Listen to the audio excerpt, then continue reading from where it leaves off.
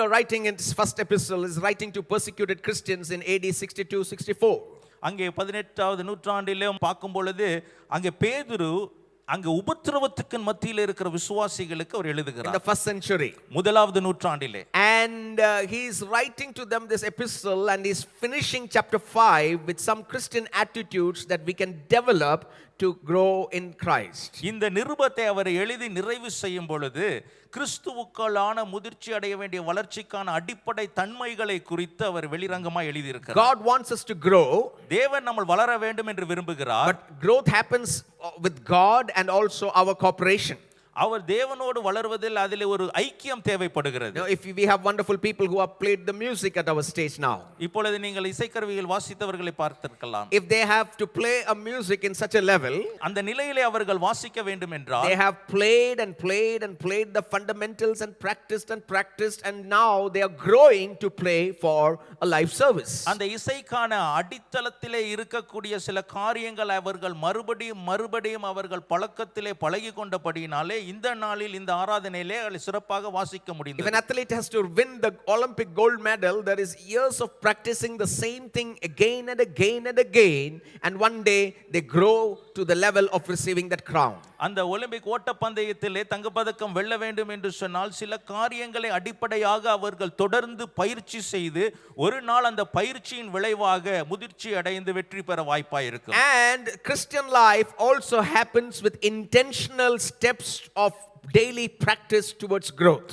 வளர்ச்சிக்கான கிறிஸ்தவனுடைய வாழ்க்கையிலும் ஒரு குறிப்பிட்ட காரியங்கள் படிப்படியான அடிப்படை தேவைகள் உண்டு. And in 1 Peter chapter 5 verse 5 to 18, Peter lists certain things that we can grow in this year.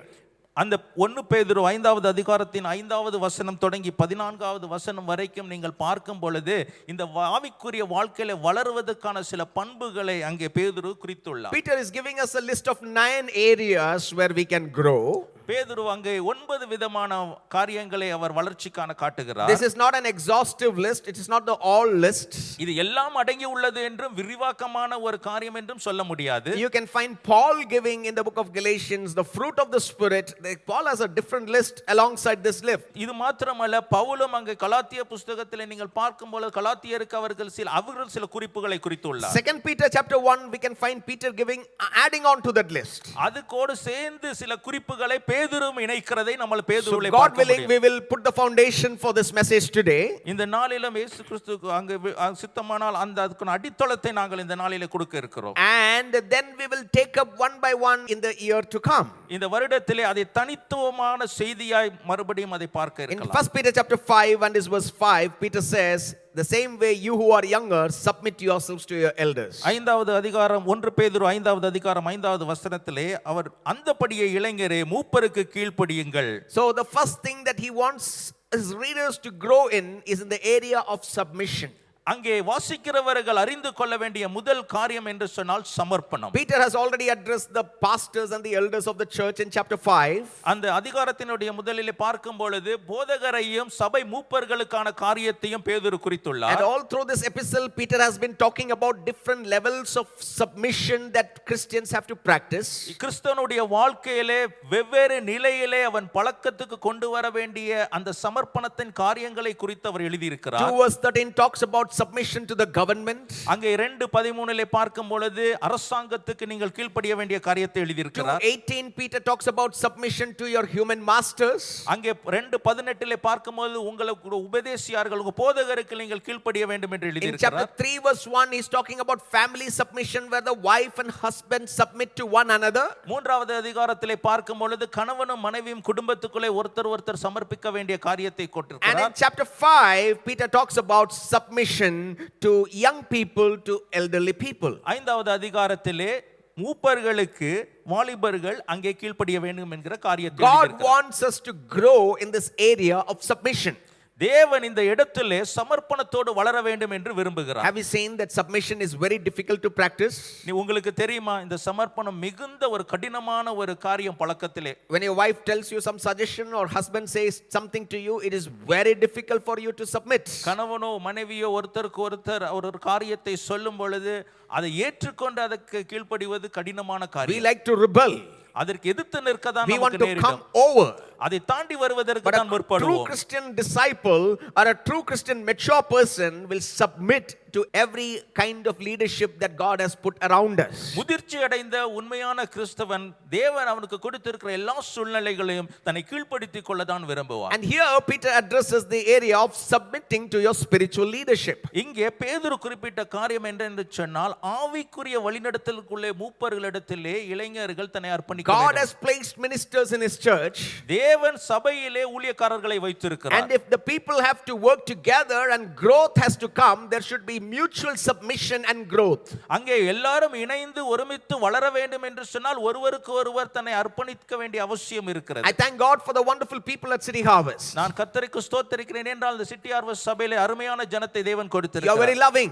என்னை நேசிக்கிறவர்கள், You are very submitting. நீங்கள் தன்னை I தாழ்த்துகிறவர்கள். pray that we will excel in our area of submission. இந்த இடத்திலே நீங்கள் உயர்ந்து வர வேண்டும் என்று சொல்லி வளர்ச்சி அடைய வேண்டும் என்று சொல்லி நான் ஜெபிக்கிறேன். Instead of rebelling, எதிர்த்து நிற்பதை காட்டிலும் instead of questioning, கேள்வி கேட்பதை பார்க்கிலும் let us submit to the godly leaders that God has given to தேவன் us. கொடுத்திருக்கிறதான தேவத்துவம் வாய்ந்த மூப்பர்களிடத்திலே உங்களை அர்ப்பணித்துக் And கொள்ளுங்கள். that godly submission is not only to the godly leaders, இங்கே தேவன் ஊழியக்காரர்களுக்கு மாத்திரம் கீழ்ப்படிவதல்ல, but to submit to elders. மூப்பர்களிடத்திலே நீங்கள் சமர்ப்பிக்க In other வேண்டும். words, anybody elder above you in church or church authorities, Peter is calling us to submit to.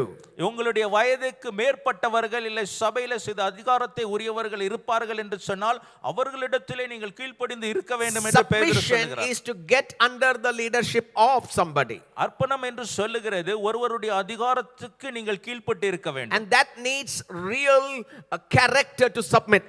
அது வேண்டும் என்று சொன்னால் அந்த அர்ப்பணத்திற்கான ஒரு சரியான குணாதிசயம் உங்களுக்கு வேண்டும். God always worked through human leaders.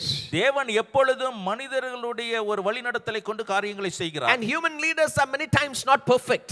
எல்லா அதிகாரிகளும் எப்பொழுதும் சரியானவர்கள் என்று சொல்ல They may முடியாது. not always do the right things. அவர்கள் எப்பொழுதும் சரியான காரியத்தை Because செய்வார்கள் we are என்பதும் இல்லை. all working one side the spirit, one side we have the flesh in us. நம்முடைய சரீரத்திலே ஒரு பக்கம் ஆவியினாலும் ஒரு பக்கம் சரீர ரீதியான செயல்கள் தான் So காணப்படுகிறது. if there is some hurts, அங்கே சில பாதிப்புகள் வரும். or if there is something that is lacked, அங்கே ஏதோ குறை காணப்படும். you need to forgive and one another and submit and let's move forward. நீங்கள் மன்னித்து ஒருவரை ஒருவர் ஏற்றுக்கொண்டு நீங்கள் கடந்து முன்னேற Can வேண்டும். somebody shout an amen? ஆமென் சொல்லலாமா? So we in this year, இந்த வருடத்திலே we should be in that group of people that's unity in submission to one another. Let us work for the Lord. தேவனுக்கு வேலை செய்கிற இடத்திலே ஒரு ஐக்கியத்தோடு ஒரு அர்ப்பணத்தோடு ஒருவருக்கு ஒருவர் முன்னேறி செல்ல வேண்டும். Amen. Amen. You know, submission is very tough. அது ரொம்ப கடினமான காரியம். And likewise, many of you are not talking even that. இன்னைக்கு अनेक பேர் பேசுவது கூட இல்லை. Now turn to the person sitting next to you that I will by God's grace grow in the area of submission. இந்த பக்கத்துல இருக்கிறவங்கள திரும்பி பார்த்து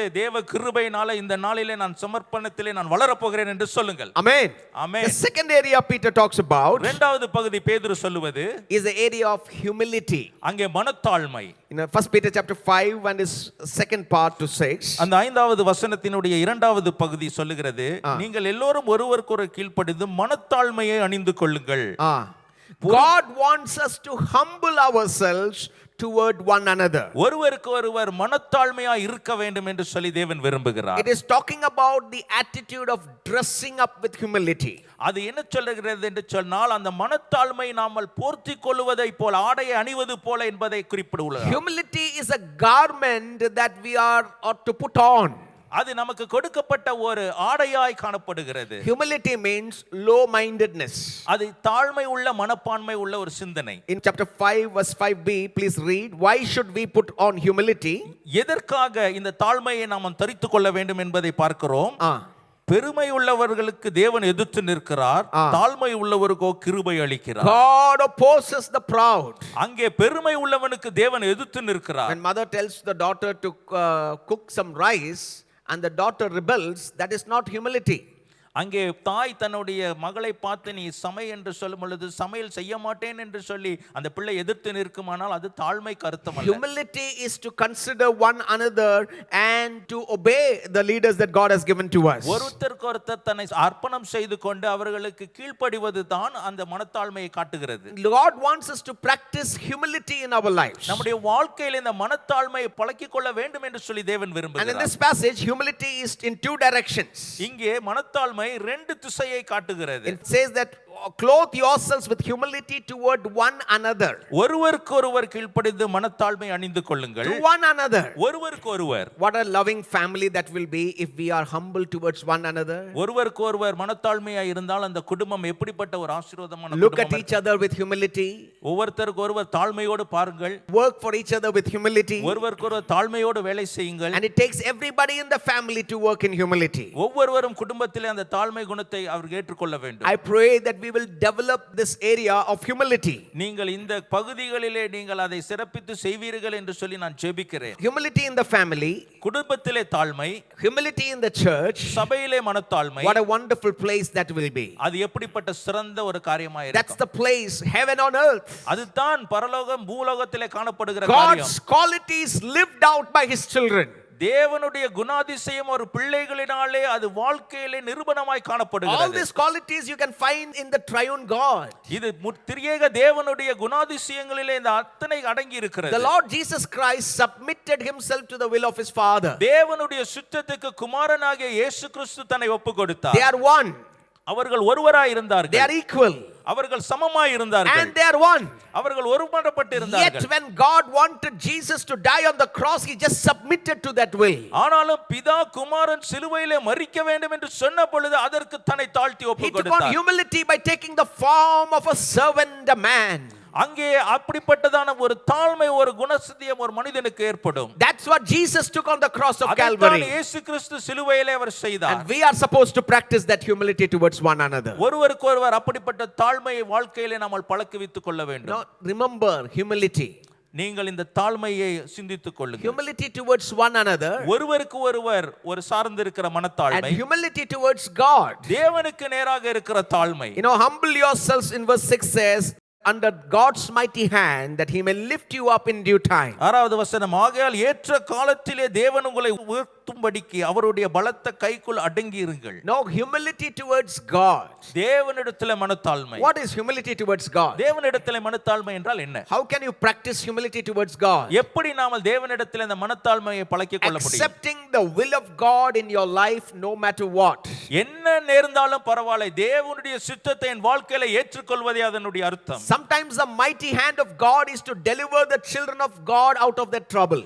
பாடுகளிலே இருந்து தேவ பிள்ளைகளை விடுதலை ஆக்குவது தேவ கரம் என்று சொல்லலாம். Sometimes it is a hand of protection from our troubles. நம்முடைய சூழ்நிலைகளிலே பாதுகாக்கிற தேவ கரம் என்று சொல்லலாம். But sometimes it is allowing the believers to endure persecution and trials in our lives. சில வேளைகளிலே நம்முடைய வாழ்க்கையிலே விசுவாசத்தின் ஓட்டத்திலே சில பாடுகளையும் துன்பங்களையும் அது அனுபவிக்கிறதற்கு அனுமதிக்கிற கரம் என்று A சொல்லலாம். humble person will say, ஒரு தாழ்மையுள்ள மனிதன் சொல்லுவான், Lord, I thank you for the blessings. நீ கொடுத்திருக்கிற ஆசீர்வாதத்துக்கு நன்றி. I also thank you for the troubles which you have allowed in my life. என் வாழ்க்கையிலே நீர் கொடுத்திருக்கிற துன்பங்களுக்கும் நான் நன்றி சொல்லுகிறேன். Because I know that you are in control. ஏனென்றால் என் வாழ்க்கையை நீர் ஆளுகை செய்கிறீர். Maybe you are going through challenges now. இந்த வேளையிலே ஒருவேளை நீங்கள் சவால்களுக்குள் சந்திக்கலாம். Maybe you are thinking, Lord, why this is happening in my life? ஒருவேளை என் வாழ்க்கையிலே ஏன் நடக்கிறது என்று தேவனிடத்திலே கேட்கலாம். After serving you, why my life is like this? உங்களுக்காக தான் ஊழியம் செய்கிறேன், என் வாழ்க்கையிலே ஏன் இது நேரிடுகிறது என்று A humble சொல்லலாம். person will say, ஆனால் தாழ்மையுள்ள மனிதன் Lord, I சொல்லுவான், know that you know what is good for me.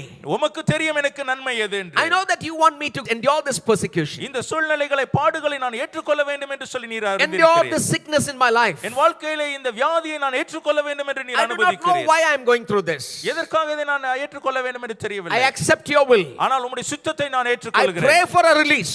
அதற்கான விடுதலைக்காக நான் But ஜெபிக்கிறேன். not my will. ஆனால் என் சித்தம் But அல்ல, your will be done in my life. உம்முடைய சித்தம் என் வாழ்க்கையில That's the நிறைவேறட்டும். life of a humble believer. அதுதான் தாழ்மையுள்ள விசுவாசியுடைய Never வாழ்க்கை. questioning God. தேவனிடத்தில் எந்த கேள்வியும் எழுப்புவதில்லை. Obeying God. அதுக்கு தேவனுக்கு கீழ்ப்படிவது. Even when it is difficult. கடினமான சூழ்நிலையில் Will you மத்தியிலும் obey God this year? இந்த வருஷத்தில் அப்படிப்பட்ட காரியத்தை If things செய்வீர்களா? get difficult, will you obey God? இந்த சூழ்நிலை கஷ்டமா இருப்பும் சூழ்நிலைகளில் தேவனை விசுவாசித்து That நம்புவீர்களா? is the heart of a humble believer. அதுதான் ஒரு தாழ்மை உள்ள இருதயம் உள்ள விசுவாசியினுடைய We need இருதயமா to இருக்கிறது. grow in that area. அந்த வழியிலே நாம் வளர வேண்டும். Amen. Amen. Praise the Lord. கர்த்தருக்கு Grow in ஸ்தோத்திரம். the area of submission முதலாவது நம்மளை அர்ப்பணத்திலே வளர வேண்டும். and grow in the area of humility. மனத்தாழ்மையிலே வளர The வேண்டும். third area I will touch and I will close. மூன்றாவது காரியத்தை சொல்லி நான் நிறைவு செய்ய In இருக்கிறேன். 1 Peter chapter 5 verse 7 Peter says, 1 பேதுரு 5வது அதிகாரம் 7வது வசனத்திலே ஆ. அவர் உங்களை விசாரிக்கிறவரானபடியினால் உங்கள் கவலை எல்லாம் அவர் மேல் வைத்து விடுங்கள். trust God. தேவனை சார்ந்திருங்கள். He cares for you. ஏனா உங்களை விசாரிக்கிறவராய் இருக்கிறார். So cast your cares on God. தேவனிடத்திலே உங்கள் கவலைகளை எல்லாம் வைத்து விடுங்கள்.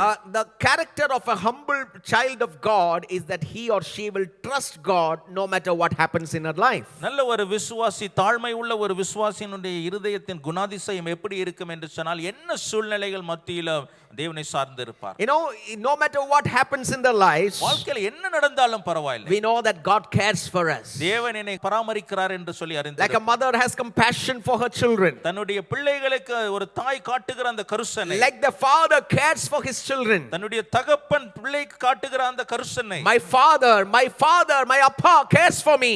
என்னுடைய தகப்பனாகிய என் அப்பா எனக்காக கருசனை உள்ளவராய் இருக்கிறார். So I will trust in the Lord. அவரிலே நான் சார்ந்து இருக்க முடியும். I heard the funny story of a big rich businessman going in an aeroplane. அங்கே ஒரு சம்பவத்தை நான் சொல்ல இருக்கிறேன்.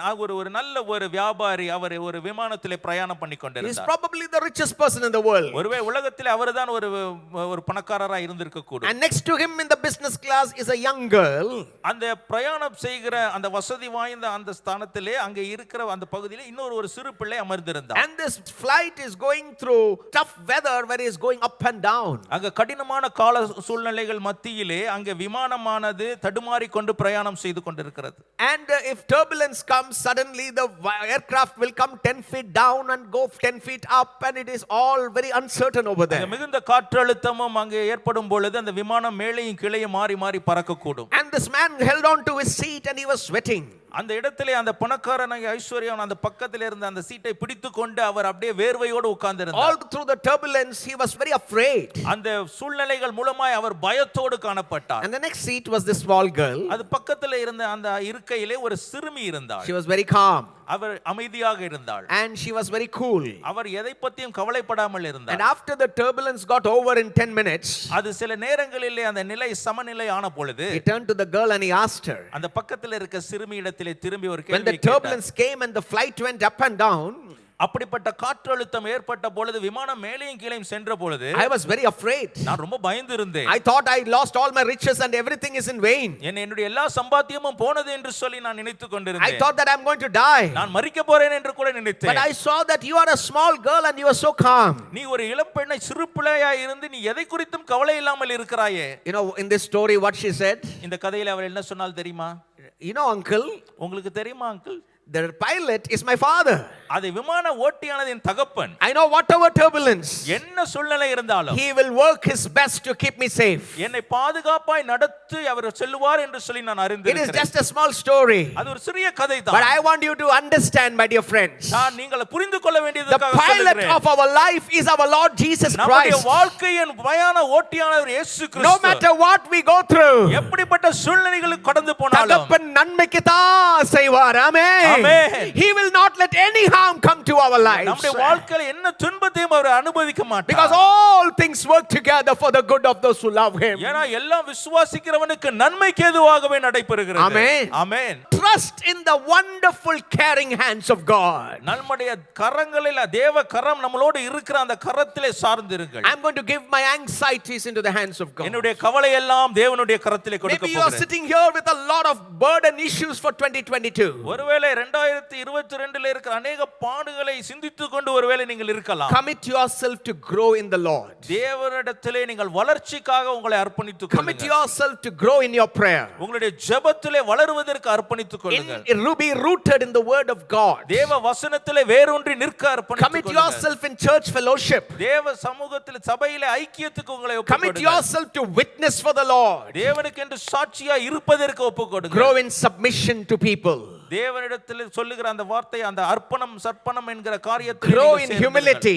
தாழ்மையிலே நீங்கள் வளருங்கள். And grow in trusting God. தேவனை சார்ந்து இருக்கிறதிலே நீங்கள் வளர I'm வேண்டும். sure God will take care of our this year. இந்த வருஷத்திலே தேவன் நம்மளை நடத்தி செல்வார். And by the time this year is over, இந்த வருடம் முடியும் பொழுது we will sing of the mercies of God. தேவனுடைய இரக்கத்தை குறித்து நாம் We will thank God for his goodness in our lives. நம்முடைய வாழ்க்கையில அவருடைய நன்மைகளை குறித்து By துதித்து faith பாடுவோம். in Jesus. நம் இயேசுவின் விசுவாசத்திலே By சொல்லுகிறேன். holding holding on to the hands of Jesus. தேவனுடைய கரத்தை பிடித்திருக்கிறது We are walking out of this place, இந்த இடத்தை நீங்கள் விட்டு கடந்து knowing that போகிறீர்கள். He will take care of me. அவர் உங்களை பார்த்துக் He கொள்வார். will provide for me. உங்க தேவைகளை சந்திப்பார். He will heal me. அவர் என்னுடைய He குணமாக்குவார். will guide me. என்னை வழி நடத்துவார். Can you just commit yourself into the hands of தேவ God? சமூகத்தை உங்களை ஒப்புக்கொடுக்கலாமா? There are 9 things Peter says over here. இந்த இடத்துல 9 காரியம் பேதுரு சொல்லுகிறார். We will take everything one by one in the months to come and we will study. வருகிற மாதங்களிலே ஒவ்வொரு காரியத்தையும் தனிப்பட்ட முறையிலே அதை எடுத்து தியானிக்க I இருக்கிறோம். will quickly list them out. அதை வேகமாக நான் அதை உங்களுக்கு குறிப்பிட்டு In காட்டுகிறேன். verse 8, Peter is talking about the area of self-control. 8வது வசனத்திலே சுய கட்டுப்பாடை குறித்து பேதுரு சொல்லுகிறார். Self-control, controlling our mind so that it will control our actions based on the word of God. நம்முடைய சிந்தனைகளை கட்டுப்பாட்டுக்குள் கொண்டு வரும் பொழுது தேவனுக்கு ஏற்ற செயல்களை கட்டுப்பாட்டுக்குள் செய்ய முடியும். May God bless you in the area of self-control. தேவன் உங்களை அந்த சுய கட்டுப்பாட்டில் ஆசீர்வதிப்பாராக. In verse 8, it talks about vigilance against the enemy. அங்கே 8வது வசனத்திலே உங்களுக்கு சத்துருவாயே இருக்கிற சாத்தானுக்கு எதிர்த்து விழித்திருக்க வேண்டும் என்கிற காரியத்தை We have a real enemy நமக்கு உண்மையான எதிரி உண்டு. and we need to be vigilant. நமக்கு எப்பொழுதும் விழித்திருக்க வேண்டும். You know, they say about the Great Wall of China. அங்கே சைனாவினுடைய ஒரு பெரிய சுவர் உண்டு. You know, that how much ever strong the Great Wall of China is, அது எவ்வளவு வலிமை நிறைந்ததா இருந்தாலும் if people are not watching over the Great Wall of China, அந்த சுவரின் மதில் மேல் நின்று கொண்டு காவல் காக்கவில்லை என்று சொன்னால் many people have infiltrated the Great Wall of China. அதை எப்பொழுது அநேக ஜனங்கள் மேற்கொண்டு இருப்பார்கள். Many kingdoms have come and infiltrated. அதை அநேக ராஜ்யங்கள் வந்து மேற்கொண்டது. God will protect us, தேவன் நம்மை பாதுகாப்பார். but we need to be vigilant ஆனால் நாமல் அங்கே விழித்திருக்க வேண்டும். against the attack of the enemy. சத்துருவினுடைய எதிர்ப்பில் இருந்து God will give us the victory. நமக்கு தேவன் வெற்றியை So கொடுப்பார். the next area is vigilance. அங்கே விழித்திருக்க வேண்டும். In chapter 5 verse 10, Peter talks about the blessed hope that we have in Jesus. அங்கே இயேசு கிறிஸ்து மேலுள்ள நம்பிக்கையை 10வது வசனத்திலே பேதுரு And குறிப்பிடுகிறார். then in the final verses, the conclusion verses, Peter talks about worship. Verse 11. அங்கே 11வது வசனத்திலே தேவனுக்கு உண்டான அந்த ஆராதனையை மகிமையை கொடுத்து சொல்லுகிறார். And in verse 12, he talks about the faithfulness of Silas. அங்கே சீலாவினுடைய அந்த விசுவாசத்தை குறித்து எழுதி It's இருக்கிறது. written about a faithful believer in 5 verse 12. அங்கே 5வது அதிகாரம் 12வது வசனத்திலே Yeah. உங்களுக்கு புத்தி சொல்லும்படிக்கு நீங்கள் நிலை கொண்டு நிற்கிற கிருபை தேவனுடைய மெய்யான கிருபை என்று சாட்சியிடும்படிக்கு நான் சுருக்கமாய் உங்களுக்கு எழுதி எனக்கு தோன்றுகிறபடி உண்மையுள்ள சகோதரனாகிய சில்வானின் கையிலே கொடுத்து அனுப்பியிருக்கிறேன். Amen. Faithful brother. அங்கே நம்பிக்கை உள்ள ஒரு மனிதன். And that is where we need to grow in. அந்த இடத்திலே தான் நம்ம வர வேண்டும். And then it is telling in verse 14, greet one another with the kiss of love. அங்கே ஒருவரோடு ஒருவர் அன்பின் முத்தத்தோட வாழ்த்துகள் செய்யுங்கள் என்று சொல்லி 14வது அதிகாரத்தில் Growing in love. அங்கே அன்பிலே வளர வேண்டும். And then the last verse says, கடைசி வார்த்தை சொல்லுகிறது, peace to all of you who are in Christ. கிறிஸ்து இயேசுவுக்குள் உங்கள் அனைவருக்கும் சமாதானம் And உண்டாவதாக. when we do all this, இதெல்லாம் செய்யும் பொழுது we will have the peace of God in us. நம்மளுடைய வாழ்க்கையிலே தேவ சமாதானம் பரிபூரணமாய் So காணப்படும். we will take it one by one and look at it. ஒவ்வொரு காரியமாய் நம்ம பார்த்து தியானிக்க இருக்கிறோம். Quickly, வேக சீக்கிரமாக read verse 5 to 7. 5வது வசனம் தொடங்கி 7வது வசனம் வரைக்கும் வாசிக்கிறேன். ஆ. இப்படி இருக்க ஆ. நீங்கள் அதிக ஜாக்கிரதை உள்ளவர்களாய் உங்கள் விசுவாசத்தோடு தைரியத்தையும் ஆ. தைரியத்தோடு ஞானத்தையும் ஆ. ஞானத்தோடு இச்சையடக்கத்தையும் ஆ. இச்சையடக்கத்தோடு பொறுமையையும் ஆ. பொறுமையோட தேவ பக்தியையும் ஆ. தேவ பக்தியோட சகோதர சிநேகத்தையும் ஆ. சகோதர சிநேகத்தோட அன்பையும் கூட்டி வழங்குங்கள். Amen. So these are the qualities we can find in the Bible, at least from the epistle of Peter, where we can grow in. இங்கே பேதுருடைய நிருபத்திலிருந்து இது சில குறிப்புகளா எடுத்து இதில் வளர்ச்சி அடைய நம்ம பார்க்கலாம். And are you glad to be in the house of God this இந்த morning? காலை வேளையில தேவ சமூகத்தில் இருக்க நீங்கள் Can you make a commitment to grow before we move out of this place? இந்த இடத்துல இருந்து போகிறதுக்கு முன்பதாய் வளருவதற்காக உங்களை நீங்கள் அர்ப்பணி